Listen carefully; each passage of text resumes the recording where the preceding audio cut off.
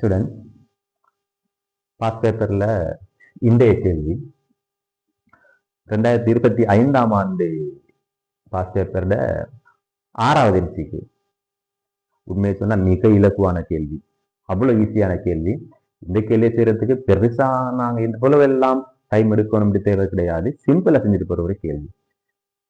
கேள்வி என்னதான் இலக்குவாக இருந்தாலும் கேள்வி வந்திருக்கிற பரப்பு கொஞ்சம் விரிவானது. ஆகவே அந்த பரப்புக்குள்ள உள்ளடங்குற விஷயங்களை பார்த்துட்டு வரலாம்னு நினைக்கிறேன். அதுக்கு பிறகு கடைசியா கேள்வியை பார்த்துக்கொள்ளும்.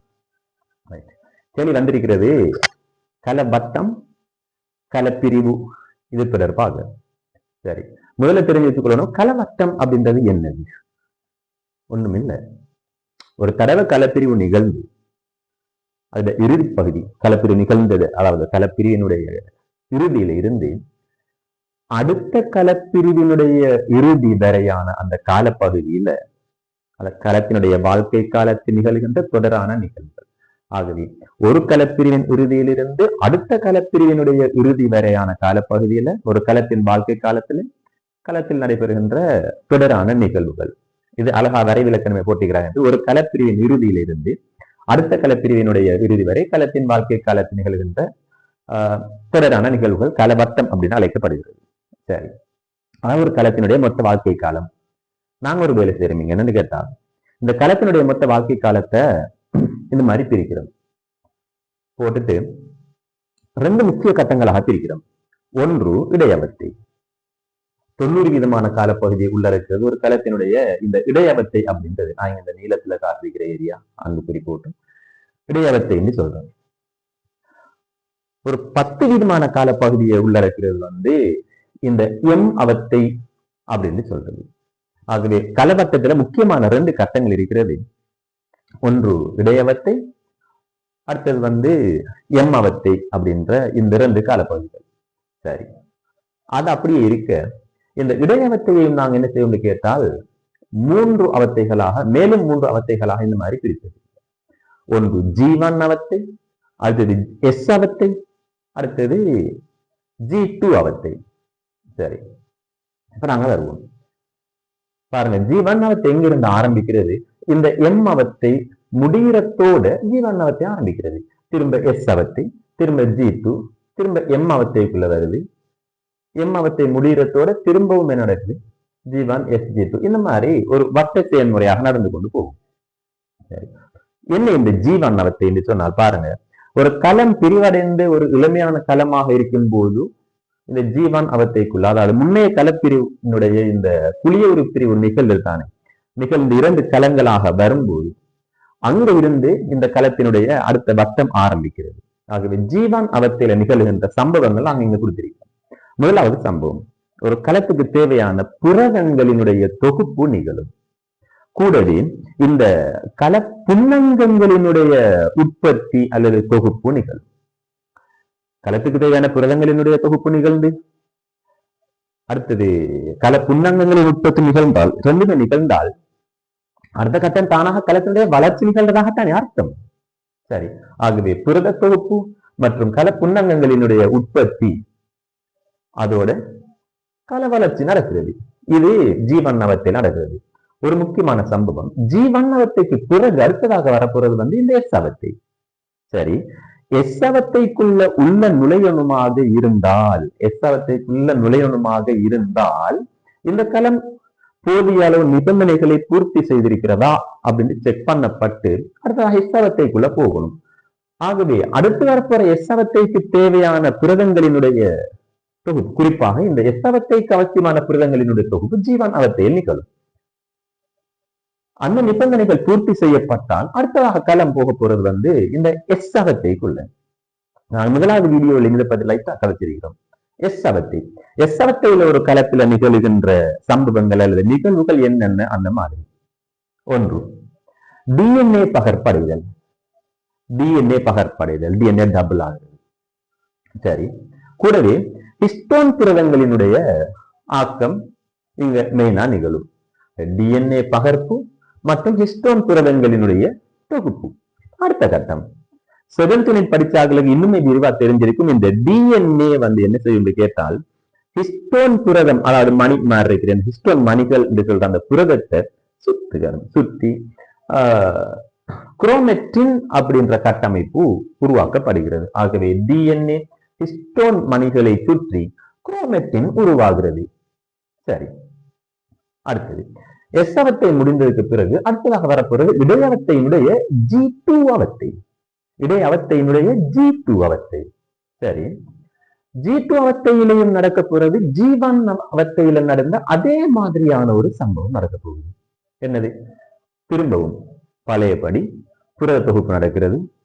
கல புன்னங்கங்களினுடைய தொகுப்பு அல்லது உற்பத்தி நடக்கிறது. விளைவாக கலத்தினுடைய வளர்ச்சி நடக்கும். ஒரு கலத்துக்குள்ள இது ரெண்டுமே நடந்தா கல வளர்ச்சி தானாக நடக்கும். நல்லது. இது தவிர இங்க உருவாக்கப்படுகின்ற புரதங்கள் யார், குறிப்பாக எந்த புரதங்கள் உருவாக்கப்படும் என்று கேட்டால் அடுத்ததாக வரப்போறது இந்த எம் அவத்தை. எம் அவத்தை நாங்க ரெண்டு பகுதிகளாக பிரிச்சிருக்கிறோம். முக்கியமாக ஒன்று இலையுறு பிரிவு, குழிய ஒரு பிரிவு. அப்ப யோசிக்கணும், G2 அவத்தைக்கு பிறகு இந்த எம் அவத்தையினுடைய இலையுறு பிரிவு அப்படின்ற அவத்தைக்குள்ள இந்த கலம் உள்ள போக போகும். ஆகவே இங்க தொகுக்கப்படுகின்ற புரதங்கள் இலையுறு பிரிவுக்கு அவசியமான புரதங்களாக இருக்கும். அடுத்ததாக G2ல தொகுக்கப்படுறது. அதுக்கு அடுத்து வருகின்ற இந்த எம் அவத்தையும் இலையுறு பிரிவுக்கு அவசியமான புரதங்கள் தொகுக்கப்படுகின்றன. இடையவத்தை நிறைவு செய்ததற்கு பின்னர், இடையவத்தை நிறைவு செய்ததற்கு பின்பு எம்மவத்தைக்குள்ள இந்த கலம் உள்ளுக்காகணும். ஆகவே இப்ப நாங்க எப்படி கண்டுபிடிக்கிறது இந்த கலம் அடுத்ததாக எம்மவத்தைக்குள்ள போக போறார்? இந்த கருப்பிரிவடைய போகிறது. அதாவது இலையுறு பிரிவு நடக்க போகிறது. இலையுறு பிரிவு என்பது கருப்பிரிவு, கலப்பிரிவு கிடையாது. இந்த கருப்பிரிவுக்குள்ள போக போகிறது. அதாவது இலையுறு பிரிவுக்குள்ள வரப்போகுது என்று கண்டுபிடிக்கிறது. இதை வச்சு இந்த மையமுறுத்தங்கள் இரட்டிப்படையும். மையமுறுத்தங்கள் இரட்டிப்படைந்தால் சாதாரணமாக நாங்கள் விலை கொள்ளலாம். இந்த களம் இடையவத்தை நிறைவு செய்தாயிற்று. G2 அவத்தை நிறைவு செய்து அடுத்ததாக எம் அவத்தைக்குள்ளே இந்த களம் உள்ள போக இருக்குது என்று இந்த மையமுறுத்தங்கள் இரட்டிப்படையத்தை வச்சு கண்டுபிடிக்கிறோம். சரி, இவ்வளவுதான். இந்த படம் ஒரு தடவை நீங்க பார்த்துக்கொள்ளும். நான் படம் நீங்க முடிஞ்ச வரைக்கும் இதுல அரைகுறையான வசனங்களை போட்டு பாதி பாதியாக இந்த போர்டுக்குள்ள என்ன உள்ளடக்க இயலுமோ அதுக்கு ஏற்ற மாதிரி சொற்களை வச்சு எழுதியிருக்கிறேன். பாதி சொற்கள் எழுதியிருக்கலாம். நீங்க அதை விலை கொள்ளத்துக்கு ஏற்ற மாதிரி அப்படி எழுதியிருக்கிறேன் தான். நீங்க முழுமையான சொற்களை பயன்படுத்தி எழுதணும். இந்த படம் ஏற்கனவே ரிசோர்ஸ் புக்ல தரப்பட்டிருக்குது. இந்த படத்தை தாண்டி நீங்க இங்கிருந்து எதுவும் அதிகமாக குறிக்க கூடாது.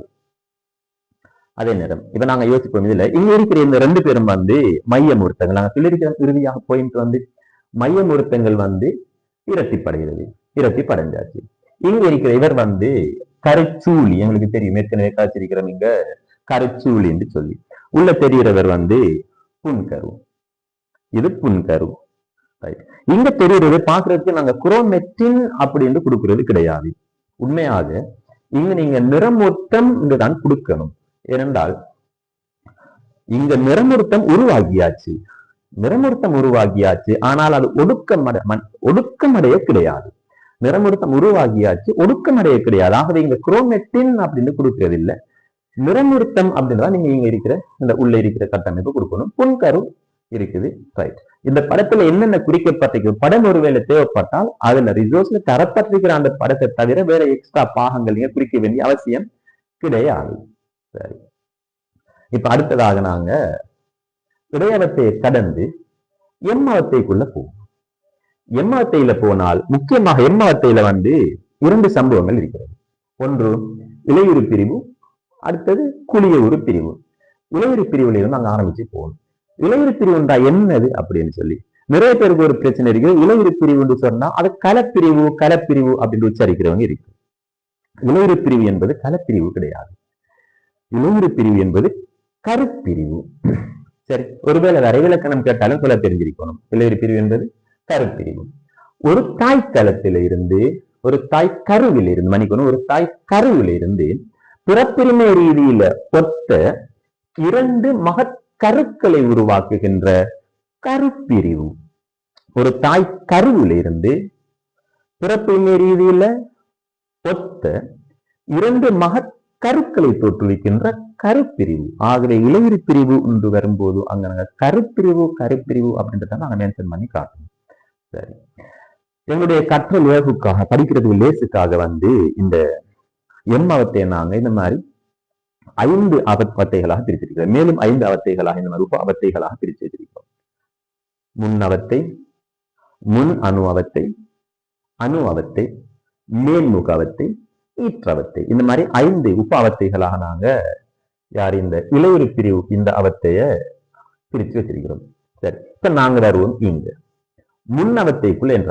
ஆகவே நீங்க யோசிக்கணும், G2 அவத்தையிலிருந்து நேரடியாக களம் அப்படியே ஜம்ப் பண்றது எம் அவத்தை, அதுலயும் குறிப்பாக எம் அவத்தையினுடைய முன் அவத்தைக்குள்ள என்றார்கள். சரி, இப்ப யோசிப்போம். முன் அவத்தையில நடக்கிற சம்பவங்கள். இங்கவே நிறமுறுத்தங்கள் உருவாகியாச்சு, ஆனால் ஒடுக்கம் அடைய கிடையாது. குறிக்கிற நேரத்துல நாங்க குரோமெட்டின் மாதிரி இருந்தாலும் நீங்க குரோமோசோம் அப்படியா நிறமுறுத்தம் என்றே குறித்து கொண்டா சரி. இங்கதான் மீதி ஒடுக்கம் அடைகிற சம்பவம் நிகழும். அதாவது குரோமெட்டின் நன்கு ஒடுக்கம் அடைந்து நிறமூர்த்தங்களை உருவாக்குறது. இங்கதான் முற்றாக நிறமுறுத்தங்கள் உருவாகிறது. இங்க பகுதியாக நிறமுறுத்தங்கள் தான் இருக்கிறது. இங்க முற்றாக குரோமெட்டின்கள் இருந்து நிறமுறுத்தங்கள் தோற்றுவிக்கப்படும். இப்படி வலை மாதிரி காணப்பட்ட குரோமெட்டின்கள் இந்த மாதிரி பகுதியாக அதுக்கு பிறகு முற்றாக நிறமுறுத்தங்களாக மாறும் போது அங்க இருக்கிற இந்த புன்கரு அப்படின்னு சொல்றது இல்லாமல் போகும். அதான் கிட்டத்தட்ட இந்த வலையில இருக்கிற ஒரு சிக்கல் மாதிரி தென்படுகின்ற புன்கரு இங்க இல்லாமல் போகும். இது ரெண்டுமே ஒரே விஷயம் தான், ஒரே பாயிண்ட். லேசா ஒன்றாக சேர்த்து ஞாபகம் வச்சு கொள்ளும். குரோமெட்டின் நிலையிலிருந்து குரோமெட்டின் இந்த மாதிரி நிறமுறுத்தங்களாக ஒடுக்கம் அடைதல். சரி, இதன் போது புன்கரு மறைந்துவிடும். அடுத்தது உருவாகின்ற நிறமுறுத்தங்கள் பார்த்தீங்கன்னு சொன்னால் இந்த மாதிரி நாங்க இங்க வரைவோம். ஒரு தடவை உருவாகின்ற நிறமுறுத்தங்கள் இப்படி இருப்பாங்க. உடன் பிறந்த அரை நிறவுருக்கள் 2 கொண்டதாக காணப்படும். உடன் பிறந்த அரை நிறவுருக்கள் 2 கொண்டதாக இந்த நிறமுறுத்தங்கள் காணப்படும். இவங்க 2 பேருக்கும் சொல்றது இந்த பக்கத்துல இருக்கிற இவங்க 2 பேருக்கும் சொல்லுறது உடன் பிறந்த அரை நிறவுருக்கள் சொல்லுவோம். சில வேளை இதை சகோதரி அரை நிறவுருக்கள் சொல்றதும் இருக்குது. அப்படி சொல்றது கிடையாது. அது பிள்ளைந்து நான் சொல்ல வரல. சிஸ்டோக்ரோமேட்டிட் அதாவது சகோதரி அரை நிறவுருண்டு நேரடியாக மொழிபெயர்க்கிறது கிடையாது. உடன் பிறந்த அரை நிறவுருன்னு எங்களுக்கு தெளிவா தரப்படுத்துகிறது. ஆகவே உடன் பிறந்த அரை நிறவுருக்கள் அப்படின்னு சொல்லுவோம். இன்னொரு விஷயம் இருக்குது, ஒடுக்கப்பிரிவு படிக்கிற நேரத்துல படிப்போம். உடன் பிறவாத அரை நிறவுருக்கள் அப்படின்னு ஒன்று இருக்குது. அது அமைப்பொத்த நிறமுறுத்தங்களினுடைய அரை நிறவுருக்கள் அந்த மாதிரி சொல்லுவாங்க. சரி, அதான் அப்படி இருக்காது. சந்தர்ப்பம் வரும்போது நாங்க சொல்லலாம். இவங்க 2 பேருக்கும் சொல்றது உடன் பிறந்த அரை நிறவுருக்கள் அப்படின்னு சொல்லுவோம். ஒரே நிறமுறுத்தத்தினுடைய இந்த 2 அரை நிறவுருக்களுக்கும். ஆகவே உடன் பிறந்த அரை நிறவுருக்களை கொண்டதாக இந்த நிறமுறுத்தங்கள் முன்னவத்தையில தோன்றுகின்ற இந்த நிறமுறுத்தங்கள் காணப்படும். இந்த நிறமுறுத்தத்தில் எங்களுக்கு தெரியும் 2 பகுதிகள் இருக்குது. இந்த ஏரியாவுக்கு நாங்க சொல்லுவோம் மையப்பாட்டு அப்படின்னு சொல்லுவோம். இந்த ஏரியாக்களுக்கு நாங்க சொல்லுவோம் புயங்கள் அப்படின்னு சொல்லுவோம். இது புயங்கள் அப்படின்னு சொல்லுவோம். நடுவில் இருக்கிறது மையப்பாட்டு, சென்ட்ரோமேர், நடுவில் இருக்கிறது மையப்பாட்டு, இங்க இருக்கிறது புயங்கள். இப்ப இந்த புயங்கள் இந்த புயங்கள் கொஹேசின் அப்படின்னு சொல்லுற ஒரு விசேட புரதத்தால இணைக்கப்பட்ட மாதிரி காணப்படும். புயங்கள் கொஹேசின் அப்படின்ற புரதம், அந்த புரத பேர் ஞாபகத்தில் வச்சுக்கொள்ளுங்க. கொஹேசின் அப்படின்ற இந்த புரதத்தால மையப்பாட்டுகள் இணைக்கப்பட்ட மாதிரி இருக்கிறது. சரி, இது இப்படி இருக்க அடுத்த கட்டமாக திரட்டப்பட்ட நுண்குழாய்களினுடைய ஒரு சிக்கலில் இருந்து இவர் இளையுறு பிரிவுக்குரிய கதிர்கள் உருவாக தொடங்குகிறது. திரட்டப்பட்ட நுண்குழாய் சிக்கல்களில் இருந்து இளையுறு பிரிவுக்குரிய இந்த கதிர் உருவாக தொடங்குகிறது. அதாவது நுண்குழாய்களால் ஆக்கப்பட்டது இளையுறு பிரிவுக்குரிய இந்த கதிர்கள் உருவாக தொடங்குகிறது. எங்களுக்கு அடிக்கடி ஒரு கேள்வி வாரது, இந்த திரட்டப்பட்ட நுண்குழாய் சிக்கல் சாதாரணமாக ஒரு களத்துல தாவர களம் கேட்டால் அது வேற மாதிரி, சாதாரணமாக ஒரு விலங்கு களம் எடுத்துக்கொள்வோம். திரட்டப்பட்ட நுண்குழாய் சிக்கல்களினுடைய கூறு என்னென்ன என்று கேட்டால், ஒன்று மைய முறுத்தங்கள், மையமுர்த்தம் கதிருக்குரிய நுண்குழாய்கள் உடுவுரு என்பவற்றை கொண்ட திரட்டப்பட்ட நுண்குழாய் சிக்கல்கள். நாங்க சொல்றோம் திரட்டப்பட்ட நுண்குழாய் சிக்கலில் இருந்து இலையுறுப்பிற்குரிய கதிர்கள் உருவாகும். இப்ப இந்த திரட்டப்பட்ட நுண்குழாய் சிக்கல் என்று சொன்னா என்னது, அதுல என்னென்ன கூறுகள் இருக்குது என்று கேட்டால் இங்க இருக்குது மையமுருத்தம், கதிருக்குரிய நுண்குழாய்கள், உடுவுருக்கள். சரி, இவங்க 3 பேரும் சேர்ந்ததுதான் இந்த திரட்டப்பட்ட நுண்குழாய் சிக்கல். ஒருவேளை கேட்டால் ஞாபகத்தில் வச்சுக் கொள்ளணும். அடுத்தது மையமுருத்தங்கள் இடைப்பட்ட நுண்குழாய்கள் நீட்சி அடையுமா? யோசிக்கணும். இந்த இருக்கிற இந்த நுண்குழாய்கள், இதுதான் நுண்குழாய்களால் ஆக்கப்பட்டவங்க தான் இந்த இலையுறு பிரிவுக்குரிய கதிர்கள் நுண்குழாய்களால் ஆக்கப்பட்டவங்க. அதால நுண்குழாய்கள் பாய்க்கலாம், பிரச்சனை இல்லை. இந்த மையமுருத்தங்களுக்கு இடைப்பட்ட இந்த நுண்குழாய்கள் நீட்சி அடையும். மையமுருத்தங்களுக்கு இடையில காணப்படுகின்ற இந்த நுண்குழாய்கள் நீட்சி அடையும். நீட்சி அடையும் போது விளைவு என்னன்னு கேட்டால், இதை பெருசாகும் போது நீங்க யோசிச்சு பாருங்க.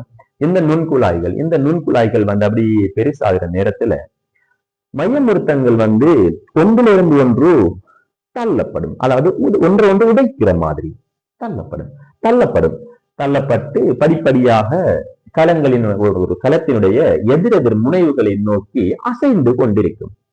முழுதாக தங்களுடைய இறுதிஸ்தானத்துக்கு வர கிடையாது, அசைந்து கொண்டிருக்கிறது. இப்ப ஆகவே மையமுருத்தங்களுக்கு இடைப்பட்ட நுண்குழாய்கள் நீட்சி அடைகிறதால மையமுருத்தங்கள் எதிர் முனைகளை நோக்கி, இந்த களத்தினுடைய எதிரெதிர் முனைகளை நோக்கி அசைந்து கொண்டிருக்கிறது.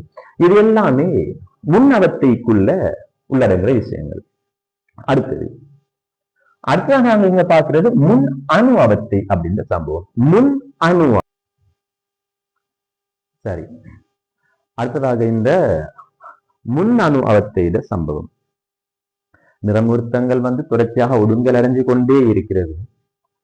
அது தொடர்ச்சியாக பாருங்க, நிறமுருத்தங்கள் ஏற்கனவே இங்கே நிறமுருத்தமாக ஒடுங்கியது, இங்க இருக்குது நிறமுருத்தங்கள் மேலும் ஒடுக்கம் அடைதல் அப்படின்ற மாதிரி ஒரு பாயிண்ட் இருக்குது, ஞாபகத்தில் வச்சுக்கணும். நிறமுருத்தங்கள் மேலும் ஒடுக்கம் அடைதல். சரி, கருச்சூழி துண்டாக்கப்படுதல் அப்படி ஒரு விஷயமும் தெரியுது. கருச்சூழி ஏன் துண்டாக்கப்படணும்? நல்லா கவனிங்க, ஒரு விஷயம் சொல்றேன். இங்க இருக்குது இந்த நிறமுருத்தத்துல மையப்பாத்துக்கள், அதாவது உடன் பிறந்த அரை நிற உருக்களினுடைய மையப்பாத்துக்களை இணைக்கிற மாதிரி ஒரு புரதம், விசேட புரதம் ஒன்று உருவாகிறது. அதுக்கு பேருதான் இந்த இயக்கத்தானம் அப்படின்னு சொல்றது. பாருங்க, அரை நிற உருக்களினுடைய மையப்பாத்து இயக்கத்தானம் அப்படின்னு சொல்ற விசேட புரதத்தால இங்க இணைக்கப்பட்டிருக்கு. சரி, இந்த இயக்கத்தானம் அப்படின்ற புரதத்தோட தான் கதிருக்குரிய நுண்குழாய்கள் இணையணும். இங்கிருந்து வர இந்த கதிருக்குரிய நுண்குழாய்கள் இயக்கத்தானத்தோட இணையணும்.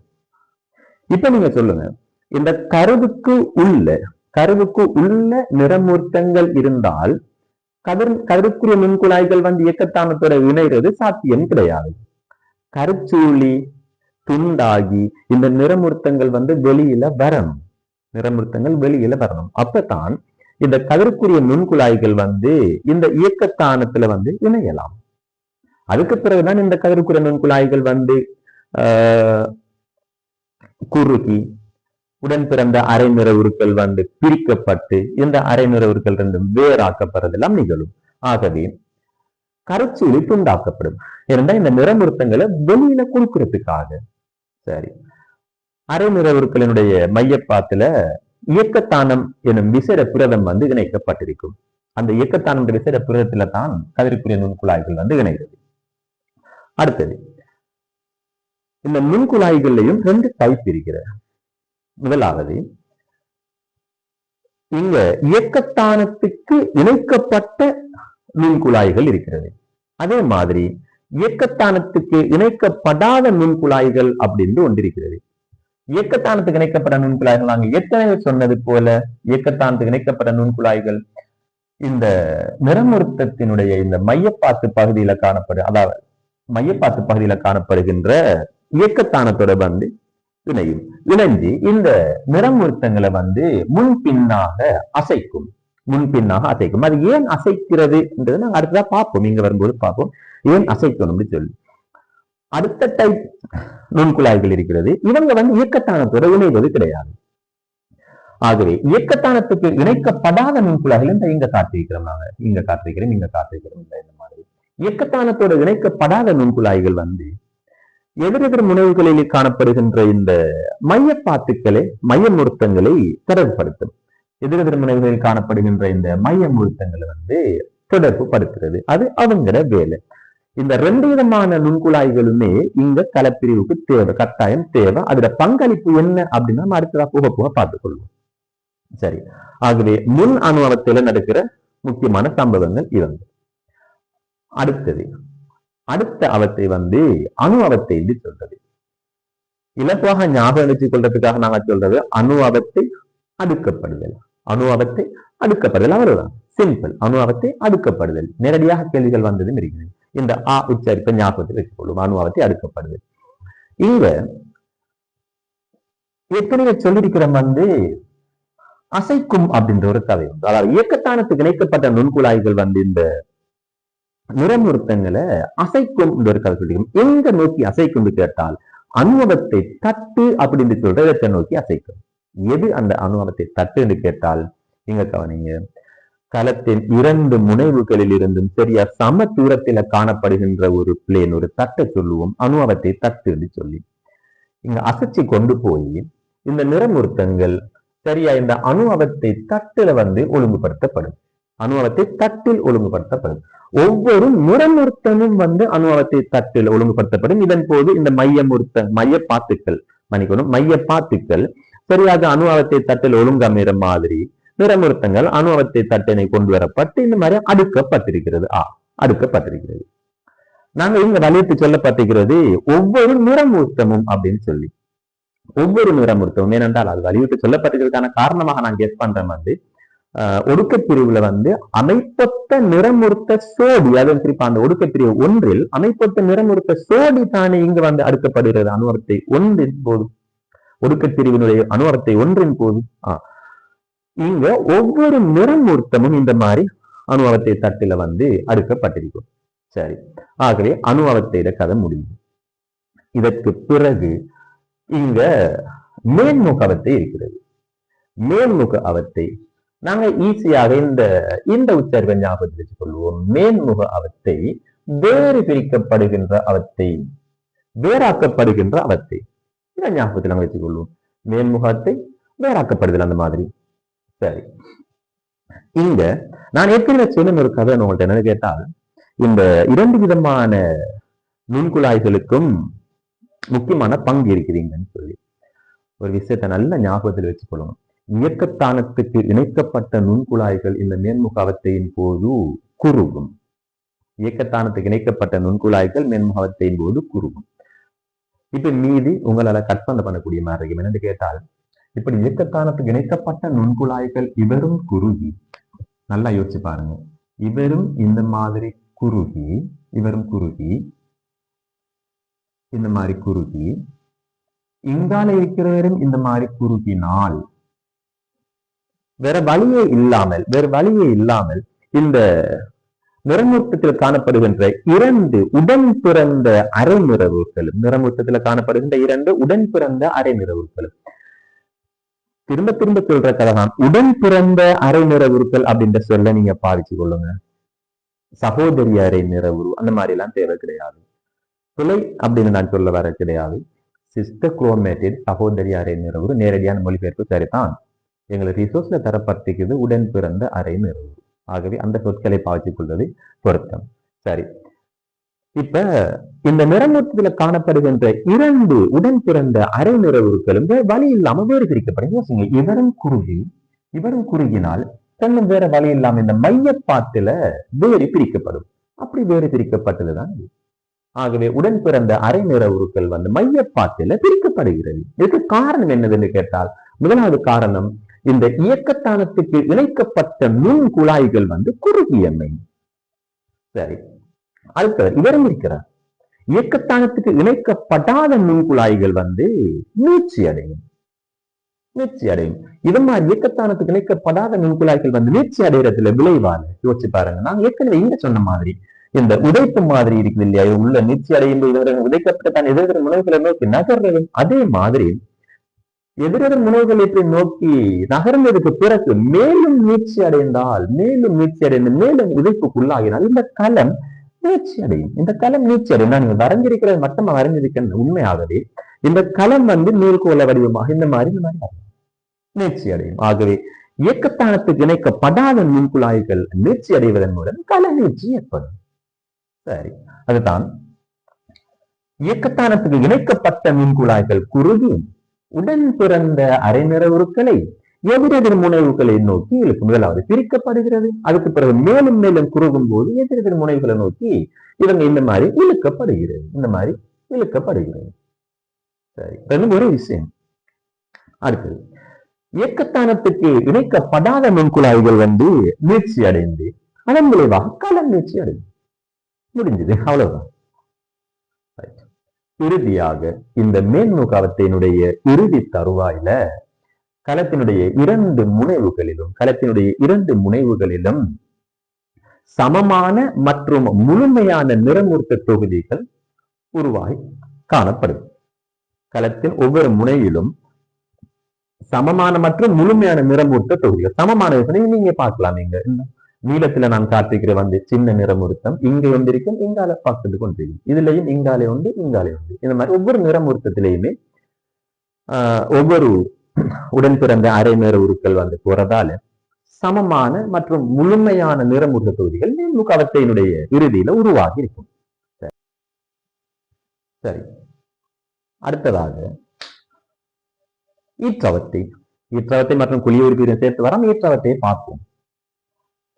ஒவ்வொரு நிறமூர்த்த தொகுதியையும் சூழ்ந்து கரைச்சூலின் மேல உருவாகும். எங்களுக்கு தெரியும். இப்ப எங்களுக்கு நோயால விளங்கும் நினைக்கிறேன். என்னன்னு கேட்டால், ஏன் இந்த கரைச்சூலி துண்டானதுன்னு சொல்லி, ஏன் துண்டானதுன்னு கேட்டா, நாங்க ஏற்கனவே சொன்ன மாதிரி கதைக்குரிய நுண்குழாய்கள் இந்த இயக்கத்தானத்துல இணையறதுக்கு இடம் கொடுக்கிற மாதிரி நிறமூர்த்தங்கள் வெளியேற்றப்படுறதுக்காக கரைச்சூலி சிதைந்து நிறமூர்த்தங்களை வெளியில விட்டது. இப்ப அந்த கதையெல்லாம் முடிஞ்சது தானே. பாருங்க, இங்க ரெண்டு பேரும் இந்த மாதிரி உடன் பிறந்த அரை நிறவுகள் பிரிவடைஞ்சாச்சு. பிரிவடைந்து மகள் நிறமூர்த்தங்கள் தான் இவங்களுக்கு சொல்லுறது. நாங்க இப்படி பிரிவடைஞ்சதுக்கு பிறகு சொல்லுறது மகள் நிறமூர்த்தங்கள். இப்படி உடன் பிறந்த அரை நிறவுகள் வேறு பிரிக்கப்பட்டு எதிரெதிர் முனைவுகளை நோக்கி சென்றதுக்கு பின்னால இப்ப இந்த கருச்சூழி மேல உருவாகும். இந்த கதருக்குரிய நுண்குழாய்கள் இனிமேல் தேவை கிடையாது. ஆகவே கதருக்குரிய நுண்குழாய்கள் பல் பார்த்து அகற்றப்படும். அழிவடையும் சிதைவடை என்று சொல்றதை விட அவங்க தந்திருக்கிற ஒரு சொல் தான் இந்த பல் பார்த்து அகற்றப்படும். இந்த சொல்லையே பாவிச்சு கொள்வோம்.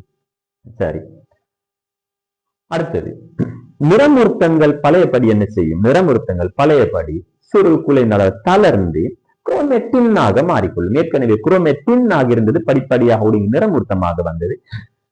இப்ப நிறமூர்த்தங்கள் குரோமெட்டினாக திரும்ப சுருள் குலைஞ்சி குரோமெட்டினை உருவாக்கும். ரைட்டு.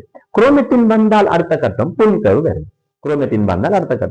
புன்கரு வரும். சரி, இறுதியாக ஒரு களத்தினுள் பிறப்புரிமை ரீதியில ஒத்த இரண்டு மகற்கருக்கள் உருவாகி இருக்கும். ஒரு களத்துக்குள்ள பிறப்புரிமை ரீதியில ஒத்த இரண்டு மகற்கருக்கள் உருவாகி இருக்கும். இதோட இந்த அவத்தையினுடைய உளவுறு பிரிவு முடிகிறது. அதுக்கு பிறகு அடுத்த கட்டம் குழிய ஒரு பிரிவு நிகழும்.